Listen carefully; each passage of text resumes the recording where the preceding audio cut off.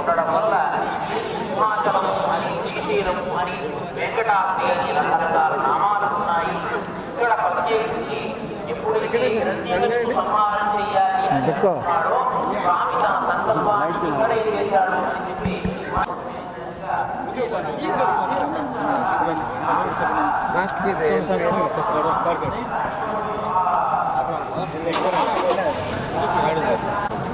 దూరంగా ఉండండి మీరు సెల్ఫీ తీసుకో.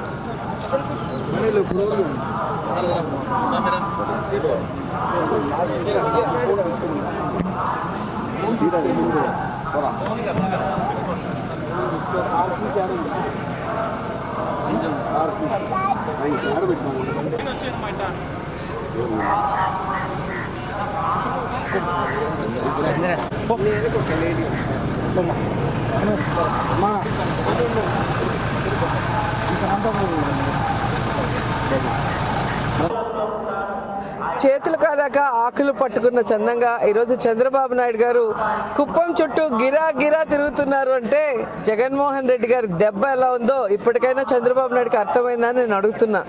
14 సంవత్సరాలు నేను ముఖ్యమంత్రిని చేసిన కుప్పం ప్రజలకి ఏ రోజైనా అభివృద్ధి కార్యక్రమాలు చేయాలన్న ఆలోచన నీకుందా? అలాగే వాళ్ళకి నీరు ఇవ్వాలన్న ఆలోచన నీకుందా? అక్కడ ఒక ఇల్లు కట్టుకొని నీ ఓటు హక్కు అక్కడ పెట్టుకొని వాళ్ళందరూ గర్వపడే విధంగా అక్కడ నువ్వు ఏ రోజైనా నివసించావా? కానీ ఈరోజు ఇల్లు కట్టుకోవాలని ఆలోచన చేశావు అంటే ప్రజలు ఇచ్చిన తీర్పు ఎంత గట్టిగా ఉందో ఇప్పటికైనా చంద్రబాబు నాయుడుకి అర్థమైతే అదే 10,000. ఎందుకంటే ఈరోజు జగన్మోహన్ రెడ్డి గారిని బురద చల్లే కార్యక్రమం చేసుకుంటూ తన పచ్చ ఛానల్తో బ్రతుకుతున్న చంద్రబాబు నాయుడుకి గ్రౌండ్ రియాలిటీ ఏంటో కుప్పం ప్రజలు మొన్న మున్సిపల్ ఎన్నికల్లో చెప్పగానే ఆయన తల మీద ఉన్న కళ్ళు కిందికి వచ్చాయనేది స్పష్టంగా అర్థమవుతుంది. ఎప్పుడు చూసినా మేము ముందస్తు ఎన్నికలకి రెడీగా ఉన్నాం, ముందస్తు ఎన్నికలకి రెడీ ఉన్నాం అంటారు. కానీ ఈరోజు రాష్ట్ర వ్యాప్తంగా ఎక్కడ లోకల్ బాడీ ఎలక్షన్స్ జరిగినా, మున్సిపల్ ఎలక్షన్స్ జరిగినా, కార్పొరేషన్స్ ఎలక్షన్స్ జరిగిన ప్రజలంతా జగన్మోహన్ రెడ్డి గారి పక్కన ఉన్నారని చంద్రబాబు నాయుడు గుర్తించారు. ఈరోజు కుప్పం ప్రజలు కూడా జగనన్నకే సపోర్ట్ చేస్తున్నారన్న విషయాన్ని ఆయన గుర్తిస్తే మంచిది. ఎందుకంటే ఇంకా 2.5 సంవత్సరం ఉండగా ముందస్తు ఎన్నికలకు వస్తానంటున్నాడు. ఏ ఎన్నికల్లో కూడా ప్రజలు నిన్ను అభిమానించకుండా తిరస్కరిస్తుంటే ఇంకా నీకు ఎన్నికల మోజు ఉంటే నువ్వు కుప్పంలో రాజీనామా చేసి నువ్వు ఎమ్మెల్యేగా మళ్ళీ కంటెస్ట్ చేస్తే ప్రజలు ఎవరి తరఫున ఉన్నారో స్పష్టంగా అర్థమవుతుంది.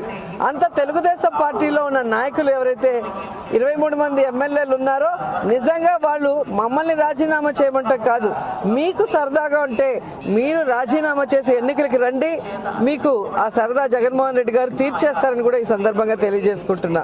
ఎందుకంటే జగన్మోహన్ రెడ్డి గారు ఈరోజు రాష్ట్రం అప్పుల్లో ఉన్న కోవిడ్ వల్ల కానీ హెవీ రైన్స్ వల్ల మనం అందరం కష్టాల పాలు పడుతున్నా కూడా జగనన్న పెద్ద దిక్కుగా నిలబడి అందరినీ ఆదుకుంటూ ఈరోజు తను ఇచ్చిన ప్రతి వాగ్దానాన్ని నెరవేరుస్తూ ముందుకు వెళ్ళటం ప్రజలు గమనిస్తున్నారు.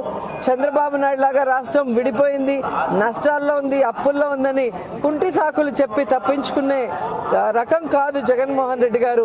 ప్రతి కుటుంబానికి ఒక కొడుకులాగా ఆయన పనిచేయడం ఈరోజు ప్రజలు గమనిస్తున్నారు. కాబట్టి వాళ్ళు కూడా సిన్సియర్గా జగనన్నకి సపోర్టివ్గా ఉన్నారనేది స్పష్టంగా అర్థమవుతుంది.